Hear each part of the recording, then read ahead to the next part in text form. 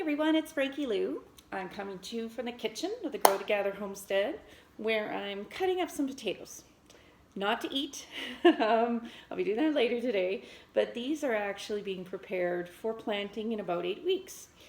It's the end of March here in southern Alberta. The snow is flying like crazy today. Still got cold temperatures at night, so I'm still looking at a good 8 weeks before I can plant any potatoes in the ground here. So, why are potatoes showing up in the growing centers right now? They're everywhere right now. Well, the reason why is they want to get their sales, and I suggest if you haven't bought seed potatoes yet in this region that you do get them soon, because if this last year is any indication, seeds and seed potatoes and stuff like that are going to go really fast. But the other reason why you want to buy your seed potatoes now, if you're not producing any of your own at home, is because you want to chip them up. Now, I have a whole other video about that you can look up if you want, about some growing potato tips. But I figured it would be good time for a bit of refresher. And there was a really important issue that I didn't cover in my last video, that when you're purchasing your seed potatoes, you probably want to know about. Just like tomatoes and beans, there are different types of potato. You probably have heard people talk about bush variety or vine variety tomatoes or beans, or another word for it is determinate and indeterminate. Well, the same is true of potatoes. Most people are unaware of this, and please don't feel bad if you don't know about this, because I grew up on a potato farm and I didn't know this. It's like this little secret, and I only learned about it when I moved to a region where we had a shorter growing season, and I also had a much smaller space to grow in. Because what we grew in our long season potato farm was always an indeterminate potatoes, because we had a nice long growing season. So what's the difference? Well, just as if, let's pretend we're growing tomatoes right now. Just as a indeterminate tomato will continue to grow up and continue to produce fruit until frost, that is kind of what happens with potatoes. Whereas a bush tomato produces a big flush of fruit and then it's done, right? It's not going to produce any more. Same is true with beans as well, vine and bush, or indeterminate versus determinate. Potatoes, it's the same thing. If you have indeterminate potatoes, those are the ones that benefit from the growing, where you let it grow up 6 inches or so, then you put more soil or mulch or something on top, and it'll continue to produce tubers. But if you're growing a determinate potato and you do that, you aren't doing anything for your potato. In fact, you might actually harm it. Now, how do you know?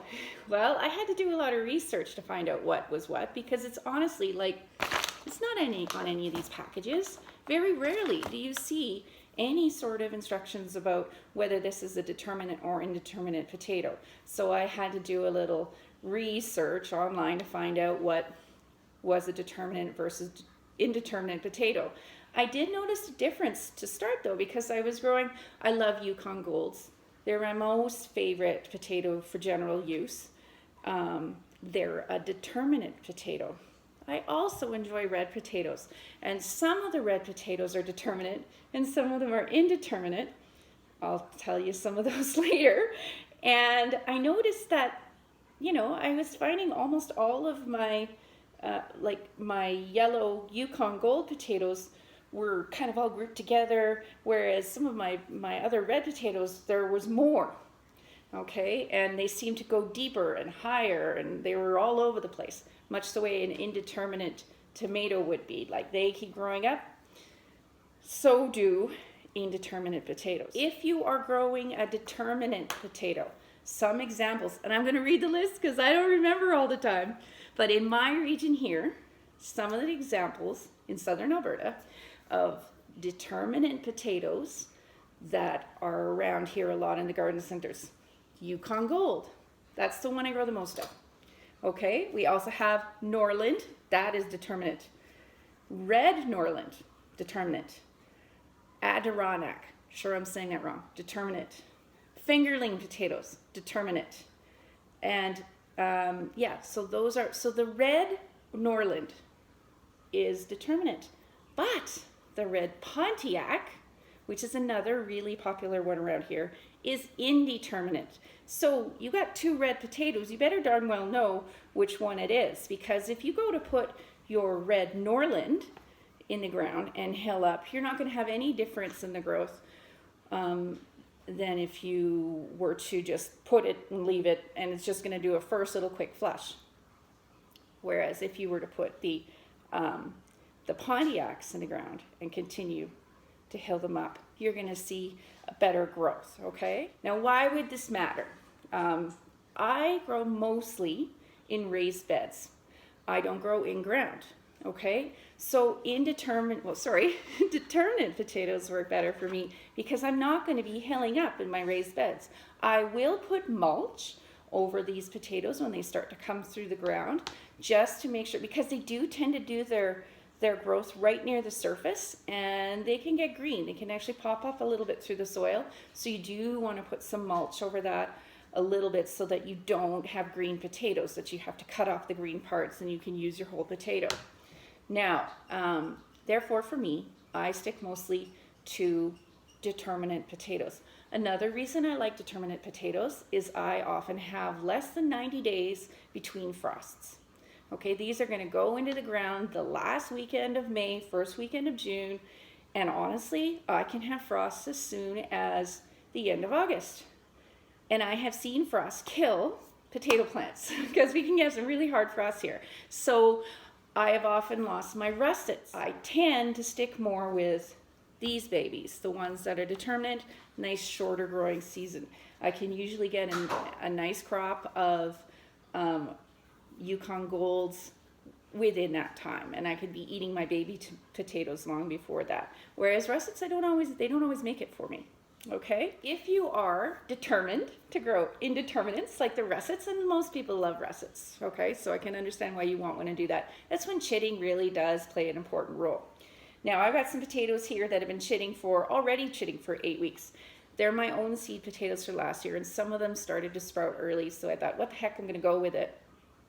And I will chit them up so that they're ready to go when it's time to go.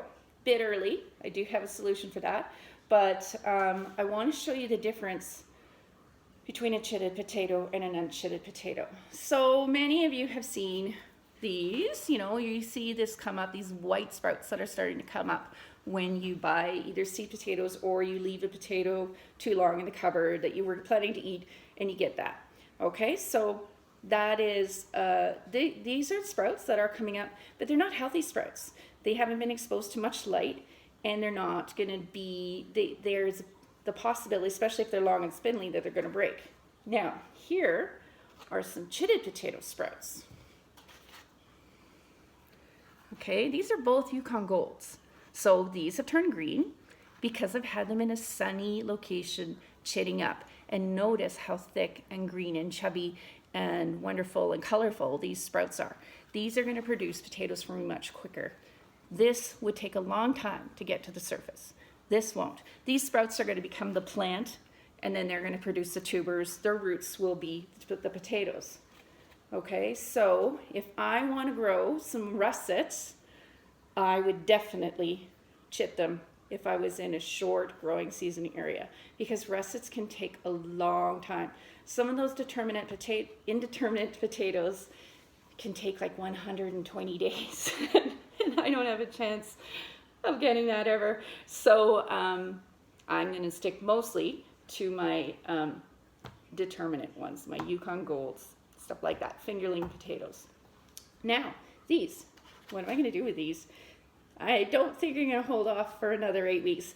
16 weeks is about as long as you want to go for chitting, to keep your potatoes from going in the ground after you chitted them. But I do have a bit of a solution. Because these are a determinate variety potato, they can grow in a very small space. So I am going to plant these in 5-gallon buckets and stick them in my heated greenhouse, which will be ready to go in about a week's time. Then when true summer comes along, I pop them outside. In the meantime, they're going to be fine in my heated greenhouse, okay? And I can just pick them up and move them in my 5-gallon bucket. I get pretty good production out of a determinate potato in a 5-gallon bucket planted about 4 inches down. get a nice little flush of potatoes. Now, if you're going to grow indeterminates and you want to do container gardening, those are the ones that do really well in the grow bags, okay? So they need a little more space, but you can grow vertically, okay? So a lot of folks like to use those indeterminate potatoes for vertical growth. Determinate potatoes do well in small, shorter growing spaces. When it comes to chitting, like these guys, these little guys, I'm not going to cut them up because they're pretty small. But all of these big potatoes, I'm going to cut them in at least half, okay? The other thing with the chitting is you don't want to put a wet potato in the ground, okay? Even if you aren't going to chit your potatoes and you're just going to use your seed potatoes and put them directly in the ground, please do give them a chance to scab over. Okay, so that's a cut potato that has scabbed over, because a wet potato will rot. There's a better chance that it will rot if it's in the ground. So if you're not going to chit, but you're going to cut your potatoes up, let them scab over first. I hope that's helpful. Let me know if there's anything else you want to know about potatoes or anything else that's going on here at the Grow Together Homestead. We'd love to hear from you, and I hope you'll take this chance to grow together today. Have a good one.